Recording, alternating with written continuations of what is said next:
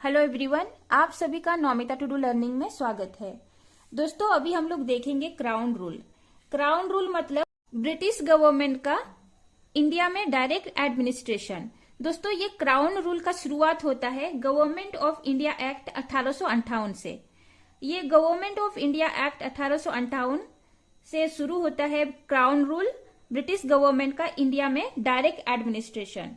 तो government of India act 1858 के तहत क्या क्या होता है दोस्तों? गवर्नर जनरल ऑफ इंडिया बनता है दोस्तों वाइसराय ऑफ इंडिया।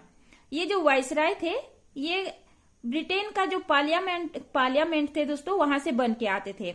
और ये वाइसराय जो थे, इनके पास बहुत पावर होता था, एक प्राइम मिनिस्टर की तरह इंडिया में बन के आते थे। दोस्तों, जो फर्स्ट वाइसराय जो इंडिया में बन के आए वो थे Lord Canning. First viceroy of India थे वो लॉर्ड कैनिंग। और दोस्तों, ये जो वाइसराय ऑफ इंडिया जो बन के आते थे, ये ब्रिटिश गवर्नमेंट को डायरेक्ट रिप्रेजेंट करते थे इंडिया में। मतलब ब्रिटेन का जो पार्लियामेंट में जो भी कानून बनते थे वो इंडिया के लिए भी बनते थे और इंडिया में वाइसराय के द्वारा इम्प्लीमेंट किया जाता था। दूसरा है sewing and being सुइज्ड।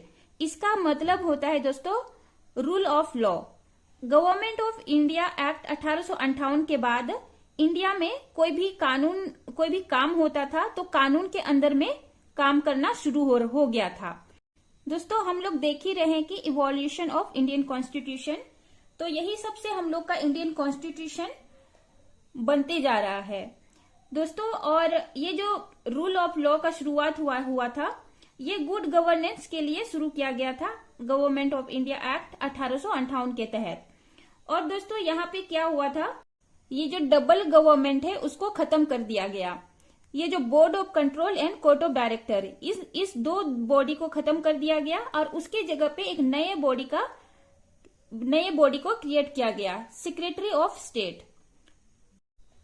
Secretary of state में ब्रिटेन के जो पार्लियामेंट थे वहां के कैबिनेट मिनिस्टर जो होते थे वो सेक्रेटरी ऑफ स्टेट बन के इंडिया में आते थे दोस्तों। और 5th नंबर में जो है 15 मेंबर का काउंसिल स्टैब्लिश किया गया था, जो कि इंडिया में सेक्रेटरी ऑफ स्टेट को असिस्ट करता था। इनको सेक्रेटरी ऑफ स्टेट को एडमिनिस्ट्रेशन में हेल्प करते थे या मदद करते थे दोस्तों। अभी हम लोग आगे देखेंगे काउंसिल, क्योंकि यहाँ पे गवर्नमेंट ऑफ इंडिया एक्ट 1858 में काउंसिल का स्टैब्लिशमेंट होता है। 15 मेंबर के काउंसिल स्टैब्लिश होता है इंडिया में गवर्न करने के लिए।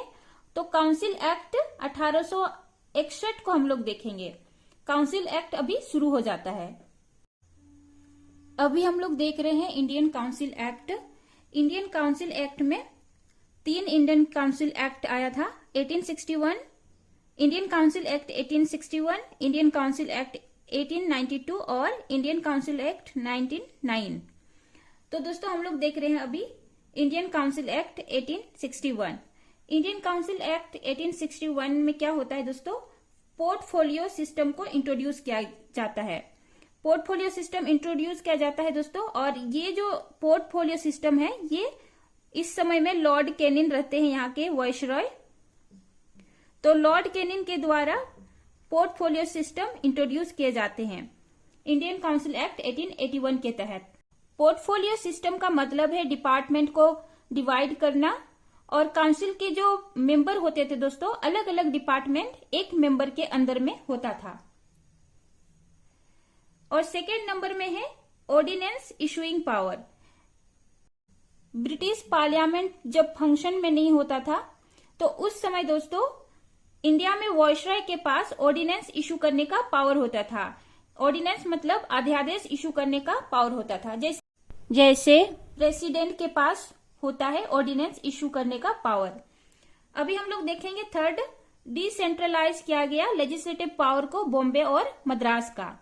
दोस्तों, ये जो लेजिस्लेटिव पावर है बॉम्बे और मद्रास का, चार्टर एक्ट 1833 के तहत इसको खत्म कर दिया गया था, बॉम्बे और मद्रास का लेजिस्लेटिव पावर।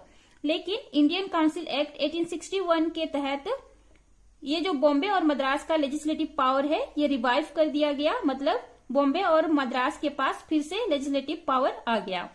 और इसके तहत इंडियन काउंसिल एक्ट 1861 के तहत न्यू लेजिस्लेटिव काउंसिल भी बनाया गया बंगाल के कुछ पार्ट में और नॉर्थ वेस्ट फ्रंटियर प्रोविंस में और पंजाब में। चौथा है दोस्तों internal autonomy of province.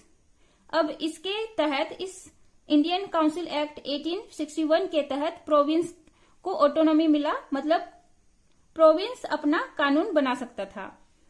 5th number पे है दोस्तों 3 इंडियन को नॉमिनेटेड किया गया था काउंसिल में। काउंसिल में इंडियन को जगह अब मिलने लगा था इंडियन काउंसिल एक्ट 1861 के तहत। अभी हम लोग देखेंगे इंडियन काउंसिल एक्ट 1892।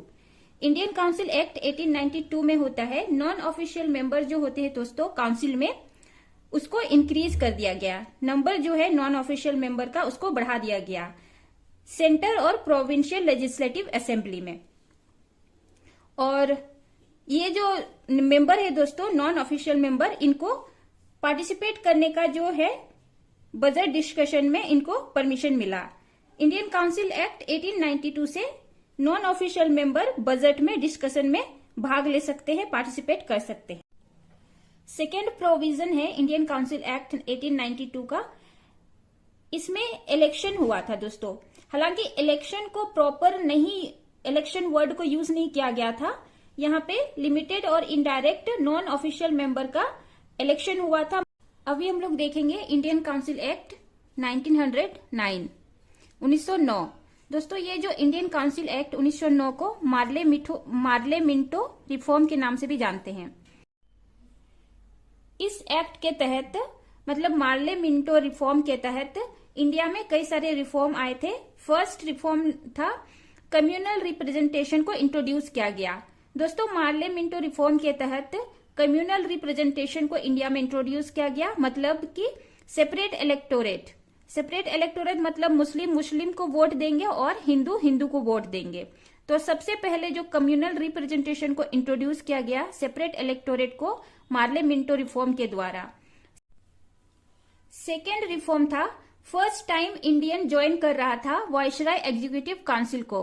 दोस्तों मार्ले मिंटो रिफॉर्म के तहत ही इंडियन को ज्वाइन करने का मौका मिला था वायसराय एग्जीक्यूटिव काउंसिल में, और वो फर्स्ट इंडियन जो थे जिन्होंने वायसराय एग्जीक्यूटिव काउंसिल को ज्वाइन किया था, सत्येंद्र प्रसाद सिन्हा जी फर्स्ट इंडियन थे जिन्होंने वायसराय एग्जीक्यूटिव काउंसिल को ज्वाइन किया था। और थर्ड रिफॉर्म था दोस्तों member allowed to ask question, मतलब कि सेक्रेटरी ऑफ स्टेट में जो नॉन ऑफिशियल मेंबर हुआ करते थे इंडियंस, उनको परमिशन मिल गया कि क्वेश्चन कर सके, डिबेट डिस्कशन में पार्टिसिपेट कर सके। चौथा रिफॉर्म है दोस्तों इंक्रीज किया गया लेजिस्लेटिव काउंसिल सेंटर और प्रोविंस में। पहले लिमिटेड लेजिस्लेटिव काउंसिल हुआ करते थे, लेकिन मार्ले मिंटो रिफॉर्म जो थे उसके तहत लेजिस्लेटिव काउंसिल को सेंटर और प्रोविंस में बढ़ा दिया गया। ये लॉर्ड मिंटो जो थे इनको फादर ऑफ इलेक्टोरेट भी कहा जाता है। दोस्तों इन्होंने, लॉर्ड मिंटो ने, जो मार्ले मिंटो रिफॉर्म आया था, इन्होंने रिफॉर्म में लाया था कि मुस्लिम वोटर्स जो है अब मुस्लिम को ही देंगे, वोट करेंगे, और हिंदू वोटर्स जो है ये हिंदू को ही वोट देंगे। तो इसलिए लॉर्ड मिंटो जो थे इनको फादर ऑफ कम्युनल इलेक्टोरेट कहा जाता है। आज का वीडियो में हम लोग ने देखा काउंसिल एक्ट। अगली वीडियो में हम लोग देखेंगे गवर्नमेंट ऑफ इंडिया एक्ट। दोस्तों आज का वीडियो को हम लोग इतना ही रखेंगे। Thanks for watching. जय हिंद।